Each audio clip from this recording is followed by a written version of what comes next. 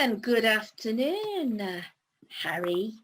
Thank you very much for joining me for afternoon tea. You're more than welcome. Great to be here. So my first question to you is, what was your childhood like? Pretty rubbish, actually. Not one that I would want to give my own children. And if there's anything actually, well, there's always positive to come out of things, because actually I know what not to do. And I know hand on heart that if I asked my two boys, who are big enough and ugly enough now to answer those questions, they would say that they haven't had the same kind of childhood that I had. So I'm really, really pleased about that. So I have come out knowing the right way to do things, and actually have brought that into my current work, which I think is actually very key with what I do with being a mental strength coach. Because if you come from a childhood where there was abuse, in my case, emotional and sexual abuse, it can be very, very draining. And mentally, you have to be very resilient. The mind is really powerful because it does actually block things out. It puts walls up. But if you are able to stay strong through adversity, whatever adversity it is, and there's nothing to say that my childhood was, worse or better than anyone else's. It's just is what it was for me. You can always learn from it. And as a result, I've put my experience into my current work now. Good. So did you have any siblings? Yes, I've got an older sister. She's 5 years older than me, but I hardly ever see her because she's in America. She actually moved over to America, a long time ago. I think it must have been about 1994. She nearly came back at one stage, but in fact, she's decided to stay over there and is now an American citizen. So she won't be coming back at all permanently now. And have you got any younger, or is there just the two of you? Just the two of us, yes. So trying to catch up and have a conversation with 7 hours between us is a bit of a challenge sometimes. Yeah, that is. But yeah, no, she's fantastic because she's been through what I went through. So we understand each other's experiences and we are always there for each other, which what more could you want from a sister? That's it. So obviously you went to school. Did you enjoy school? No, I hated school. Right. Again, this applies to my work because I believe that in order to get the best out of somebody, you have to understand that person and you have to be in the right environment for that person, for them to blossom. And I wasn't in the right environment at all. I wasn't understood. I was continuously being told to do things a different way. And sometimes you do have to suck it up because that's society, isn't it? There are rules and regulations. Mm-hmm. But other times you do need to be heard. And if you're not heard, things go wrong. And actually, sadly, again, I was also abused by a member of staff at school. So it was a tough time. Like my childhood, I'm through it and out the other side because actually that person's been prosecuted and everybody's moved forward from it. But again, as I say, coming into my work, I've actually ironically benefited from it because you learn so much from adverse situations like that. And it is really important to hear people in order to be able to get the best out of them. And I teach the skills that I do for people to stay mentally strong in a way that reflects my experiences at school, I suppose, because I want to teach people through the techniques, through whatever they enjoy. I didn't do very well with my actual qualifications and my subjects. But the one I did do the best in was Greek civilization, of all things. Why on earth? But it was quite literally because my family, on one side of my family, was Greek. So I already had an interest and an enthusiasm for it. And I think that is the key thing in life, that if you are passionate about something right from the very beginning, whether it's GCSE subjects that you choose, courses at university or college or careers later, if you're passionate about it, you actually learn loads and do really, really well in it. So yes, as I say, I've taken that into my work. So that was your favourite subject then, was Greek? Well, it wasn't so much Greek. It was learning more about the architecture and things like that. Yeah. And I suppose, I mean, I'm a very practical person. I wouldn't want to be sitting here and writing a thesis. So any things that were practical I enjoyed. So I would enjoy the art side more and the sports side more. But I know I could have done better at school, but I wasn't encouraged in the right way, and I wasn't allowed to be myself, which always makes the result is people shut down.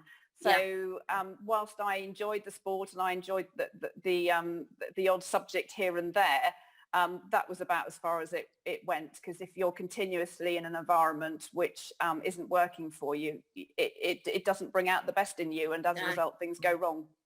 That's it. So you left school. Did you go on to further education? College? I did. University? I left, I'm so old that I left school when you didn't have to stay into doing A-levels, which was probably just as well, actually, because I don't know what I would have done. So yes, I left when I was 15 because I was young for my year group, and I went into catering. I trained to do cordon bleu cooking, and then later went on to work as a chef. Loved that side, actually. That was obviously my practical side coming out, and went into, after doing a secretarial course after that, which I went to kicking and screaming. I really hated that. But both of them have actually benefited me with the awareness key, because we do lots of variations of things to strengthen people's mental health, and actually cooking can be one of it. And certainly running a business, if you've got secretarial skills, it helps. There's no doubt about that.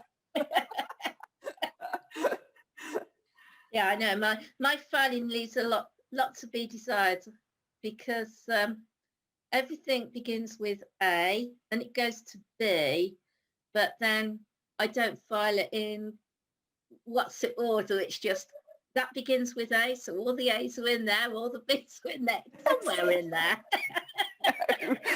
I know. So I did go to secretarial college, kicking and screaming, but I admit now that it's paying off now through being able to do a lot more for the awareness key myself than I would be able to otherwise.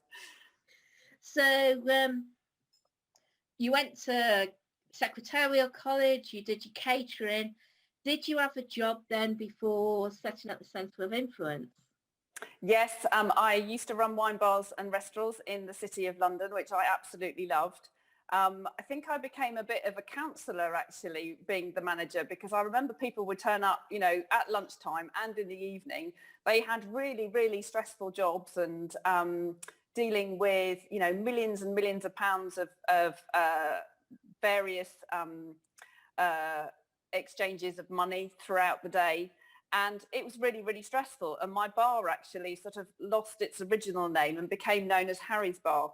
And maybe I think that was perhaps the start of me being a coach, because listening and hearing is actually key before you actually can give people suggestions as to how they move forward. And I loved it. I wouldn't go back to it, but I absolutely loved it. And then following on from that line of work, after I left London, I worked as a sports coach, and I've been a sports coach for about 25 years, originally as a riding coach, and then later as a rugby coach. So even though I was managing wine bars and restaurants in the hospitality industry, I'm sure I was a bit of a counsellor and a coach then. So what is the Centre of Influence that you set up? Okay, so the Awareness Key is a social enterprise where I teach people how to stay mentally strong and prevent themselves from getting mental health problems. So I'm a mental strength coach. And my passion for getting the best out of people, as you've heard from this interview, is having adversity as a child and not being allowed to blossom and develop myself as I should have done, and encouraged in the right way and given information to help you. and be allowed to be you, because we're all here born for, to be ourselves. We're not born to be somebody else. So you have to allow that person to be themselves, and you have to give them the opportunities in life and the information to make themselves able to live their best life. And part of that is mental strength, because mental strength is the foundation for everything we do. We're physically fitter. We can become up to 12% more productive in everything that we do, and it is the foundation for success in everything that we do in our life. So really, with the riding coaching and the rugby coaching, if something went wrong for the participant, it hurts. A missed tackle hurts. You fall off a horse, it hurts. So you lose your confidence, and you get anxious and you get worried, and all these things are the start of mental health problems if you can't actually manage them. So I just changed over a period of time from being a sports coach in order to get the best out of somebody through their sport, to actually getting the best out of somebody in their life through strengthening their mental health. And I do it in several ways. So I'm based in Sussex, in the South Downs National Park, just south of Pulborough. And there we have got an outdoor centre, and that's where the Centre of Influence started. So we will have people come to us, from kids to corporates, individuals, families, groups, corporate days. It doesn't matter who, because we all have mental health. And according to what you're interested in, whether you're interested in sports, whether you're interested in animals, or whether you're interested in nature, I will use what you're interested in to teach you my techniques to become mentally more resilient. And those techniques I call Mindpower Proficiency techniques. And obviously, because we are in lockdown and have been for a very, very long time now, the seminars and the workshops that I do in schools and businesses are not able to be done now in person. So we've developed online courses. We've developed webinars, as many people have done. And the training courses as well that we've done to stand alone or alongside the mental health for first aid certificate is all set here in the outdoor centre. And the advantage of doing those courses rather than the mental health for first aid is that they're proactive. So the mental health for first aid is fantastic. And 10 years ago, we never had anything like that in place. And it's really important that it's there. But if you are flagged up on that system, it's again reactive. It's already too late. And everything I do is actually teaching you how to prevent yourself from having a mental health problem. So it's a lifestyle change. And with lockdown, people have been restricted, obviously, coming to the outdoor centre. In the first one, we had to close totally, which was really depressing, actually, because that's when people need the skills to be mentally strong, when, these curveballs are coming at everybody thick and fast and everything's changing really, really quickly. So we've developed other things online. We've got a 10-day boot camp, which is actually showing that whilst you do need to apply these skills every day, once you've learnt them, and it needs to be a lifestyle change to stay mentally strong and to have that resilience, you don't have to spend the same length of time as you do with physical health, training every single day or, several times a week to get that physical strength. With the mental strength, once you've learnt the skills, perhaps you can have a refresher course or something afterwards further down the line, but you don't have to spend ages and ages learning them. So the boot camp has actually evolved from lockdown, which is fantastic, because I probably wouldn't have produced something like that before. And I think that's it. You have got to think outside the box, especially in today's society when we can't meet up physically. It's, well, how can we carry on? That's right. That's right. Because, and we need the skills still. Everybody needs yeah, the skills. So if I can produce them and still make it exciting, interesting, fun, interactive, experiential in a different way, then we'll just do it a different way. That's it. So obviously, with it being online, the horses, do they come online as well? Well, we actually send out a care kit, first of all. So we can basically bring our outdoor centre to you. So you get a kit bag, and in that kit bag is a section from the sports side, is a section from the animal side, is a section from the nature side. And whatever you're drawn to, we will work through. And I give you the basic Mindpower Proficiency sort of skills, which I call the foundation 4, and they are the same across the board. But from that, you actually learn through the best way for you. So if you wanted the animals to be involved, yes, the animals can be involved, and there's pictures of the animals, and actually there's fabrics which mimic touch, because of course touch is very, very important for our mental health. So one of the sessions could actually be done outside with me in the field, and then online as well. So we develop it in the way that you want it. So if you wanted me to stand next to a horse whilst I did it, yes, I can stand next to a horse. But if you're somebody who prefers to be online and in the training room, which is where I am now, then we can do it that way. It really doesn't matter. But the boot camp is half an hour in the morning, half an hour in the afternoon at times that suit the client, and then an exercise put together for the middle of the day. And it is a boot camp, it is intense, but it also reflects on the fact that our mind is constantly changing hundreds and hundreds of times a day. It changes as quick as a light switch, and therefore you've got to understand that, be aware of it, to be able to manage it, to move forward. So yeah, sorry, you've got to put up with me a couple of times a day on the boot camp, but it is worth it. Okay, so I can see obviously you've had to rethink your business like a lot of us through the pandemic, and obviously it's become successful. Yes. And it's becoming successful, and people are beginning to know who Harry is. Yes. I know. And everyone says, is that really your real name? I go, yes, I am Harry. The amount of networking meetings I've attended with that, being new to it, and they've gone, can you change your name, please? And I'm going, no, that is actually my name. But yes, I've met so many amazing people. I wouldn't have met you if it hadn't been for lockdown. And I've met people that I'm able to collaborate with. So I'm actually collaborating with a lot of businesses now that are looking to either help their clients or actually their staff with strengthening their mental health. So as I said, everybody has mental health. We have to think of it like physical health, and we have to try and change what is slowly sweeping across the country as a national crisis. Because before we went into lockdown, it was 1 in 4 people that were registered with mental health problems. So that equated to 16 million people. And sadly, as a result of the pandemic, they're expecting a further 10 million people. Yeah. So that's 39% of the country. So I'm sure there will be a lot more people that aren't registered as well.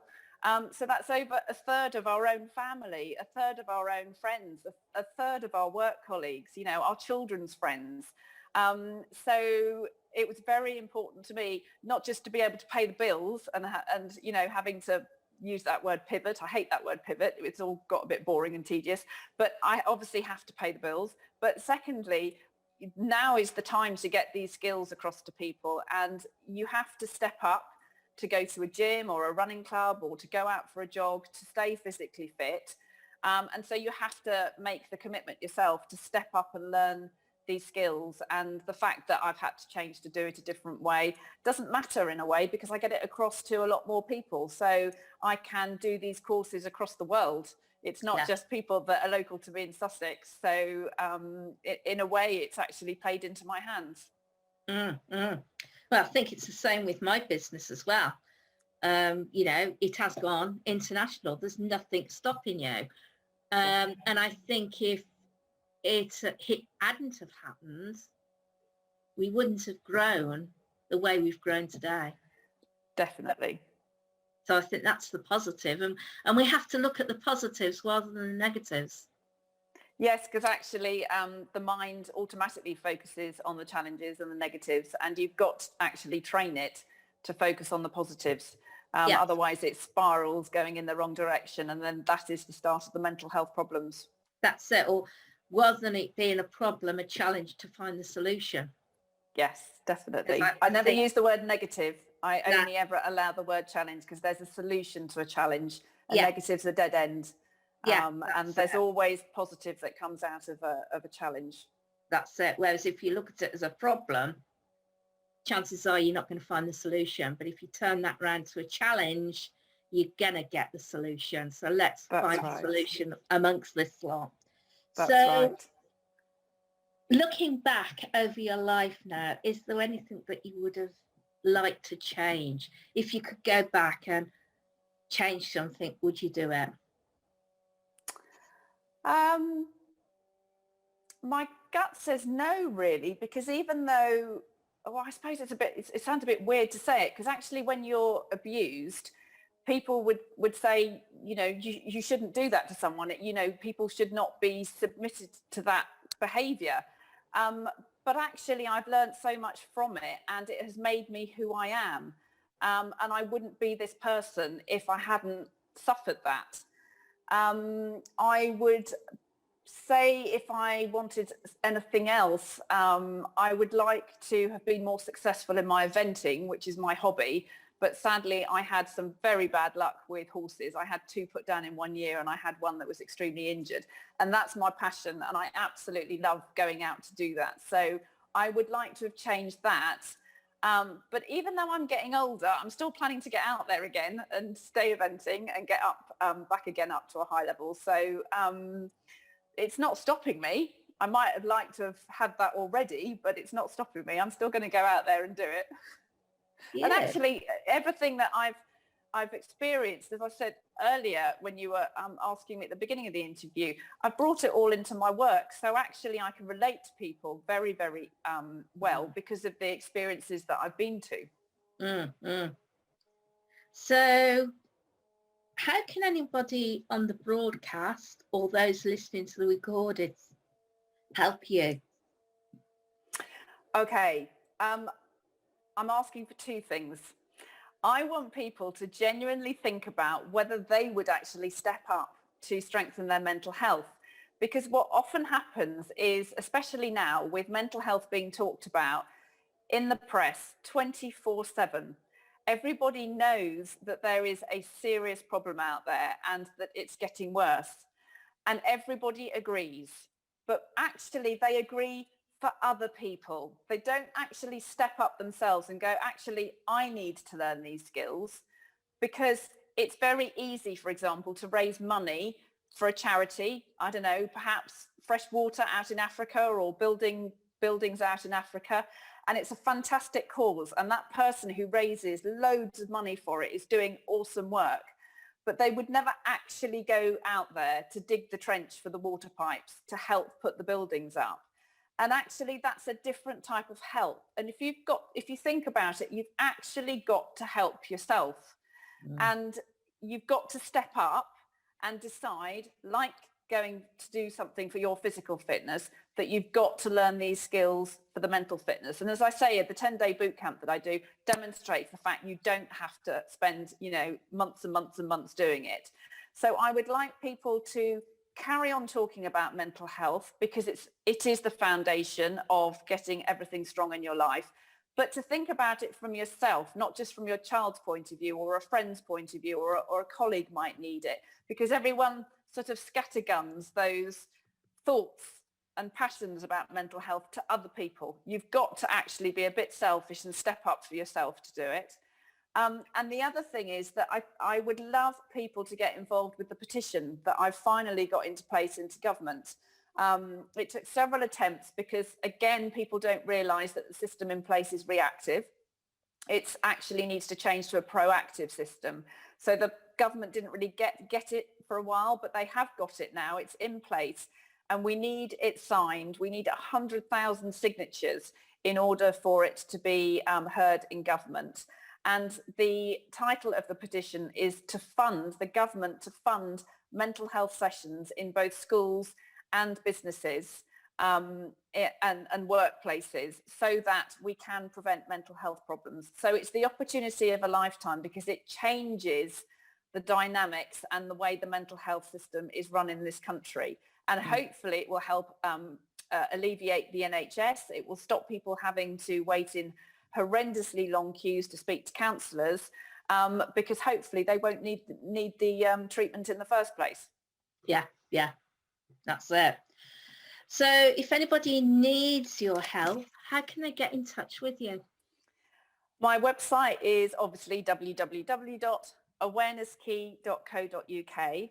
And on that are obviously all my contact details, my social media posts, and information about the petition as well. And when you put this out, Karen, we can put a link to the petition so that everyone can sign it. And in fact, actually, if you've got more than one email account, you can sign it more than once and then share it and then encourage other people to sign it.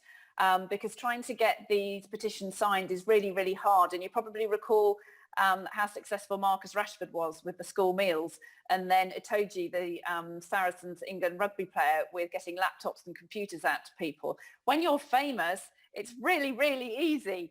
So actually, if anyone knows someone famous who would like to jump on board a huge change in mental health in this country, then get in touch. That's my website. Yeah. I agree. We need more mental health help out there. Yes, definitely. And in order to help properly, it's got to be proactive. I was listening to an interview on Times Radio a few weeks ago with the CEO of Mind. And obviously the work that the charities do is fantastic.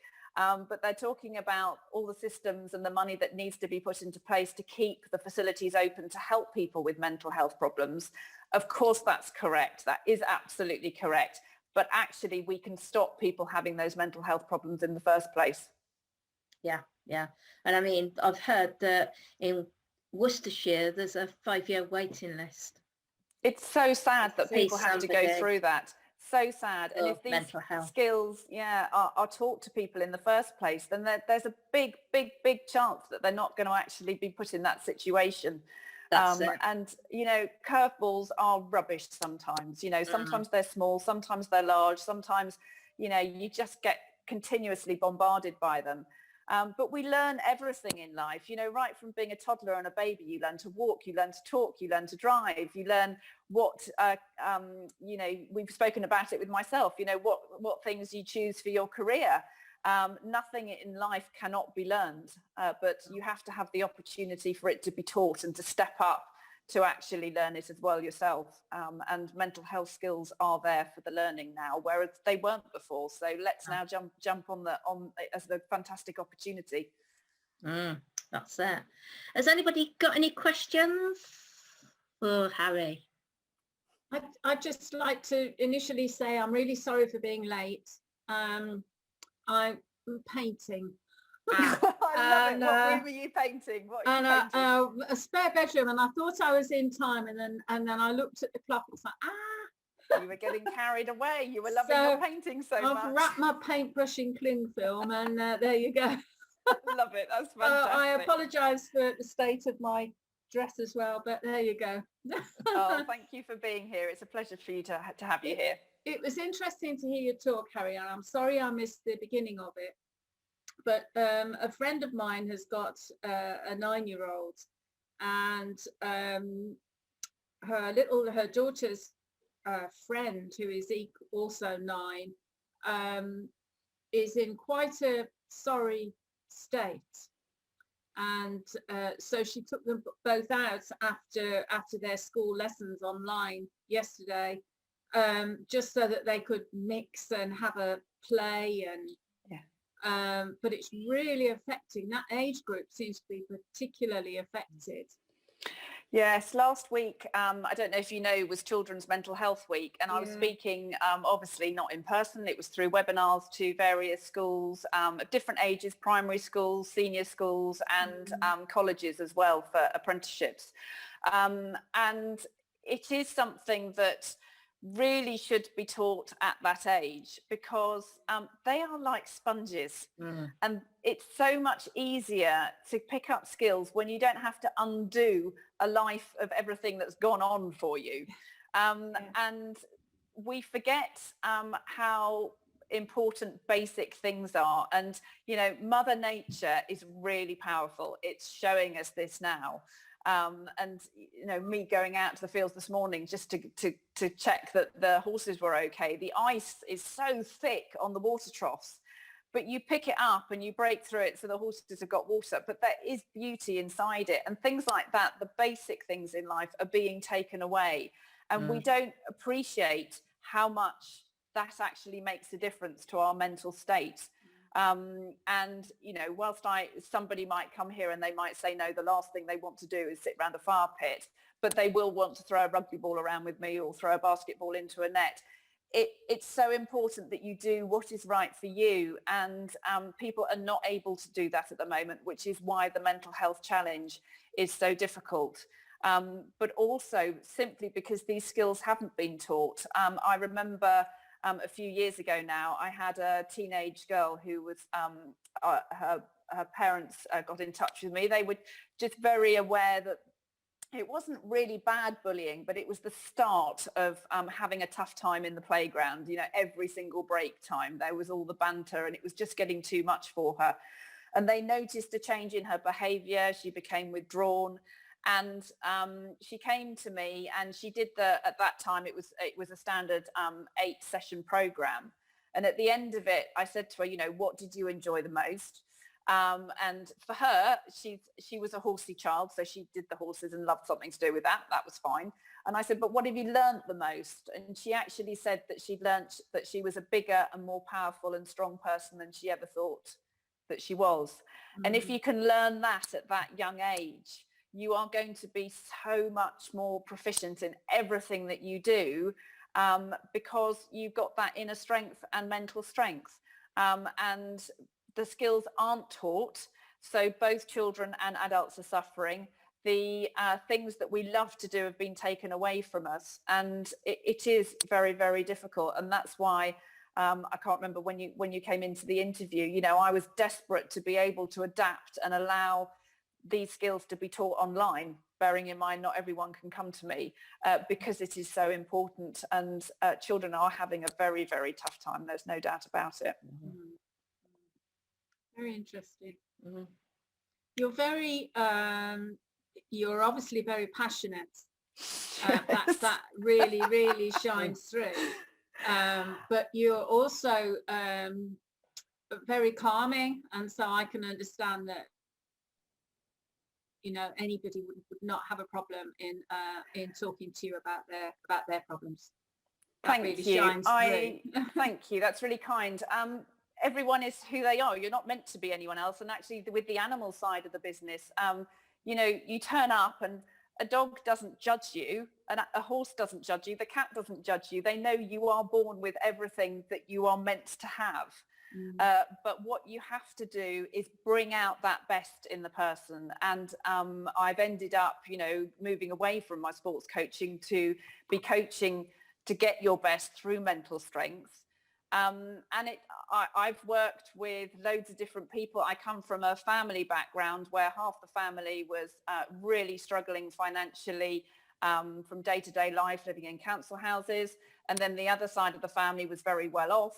I don't care who you are. Everybody deserves to have the best opportunity in life. Everybody deserves to have the skills for good mental health. And everybody deserves to have the opportunity to get the best out of themselves and to surround themselves with the positive things in life. So when Karen asked me the question of, is there anything I would change? And most people would say, well, if you've been abused, actually, you would want to change that. But no, don't change it, because actually I've learned so much from it. And the situation you're in is the situation you're in. But to know how to get through it is the most important thing. And we're all human. We are as we are. What's the point in trying to change you? Just make the best of yourself. Yeah, quite right. And my passion actually is very true, because when I was listening to the CEO of Mind saying that he was saying that the funds needed to be there to keep everything open because everyone had the mental health problems, I'd fully admit it took me about 3 hours to come off the ceiling, because I was in a way so angry that the what's available is as a result of people already having mental health problems, and it can so easily be avoided. So yeah, I am very passionate, and I know people that were around me were sort of going, oh my God, that's really wound you up, hasn't it, this morning? And it did, because I'm here saying you don't need to get to that state. Don't, miss out on this opportunity. Give yourself the skills so that you don't end up having to be treated, having to wait. And Karen's wait list is longer than the one actually in my area, and it's horrendous to think that people are having to go through that. So yeah, that's definitely my passionate side. Well, it is, because life tends to taint everybody, doesn't it, some way or another, and sometimes it's tougher than others to come to terms with it or to override it. So yeah, we're all very different, aren't we? And we all come with our own baggage, and but it's, if you understand how you work, then actually you are able to put what's necessary into place that works for you. So my oldest son is 14, and if we both turned up to a gym and with physical trainers to say, give us a work program, there's no way his work program would be the same as mine, because he's completely different physically. He's now taller than me. He's now much fitter than me. I fractured my shoulder probably about 18 months ago. So I'm now probably the unfittest I've ever been, because I wasn't able to do anything for ages. No.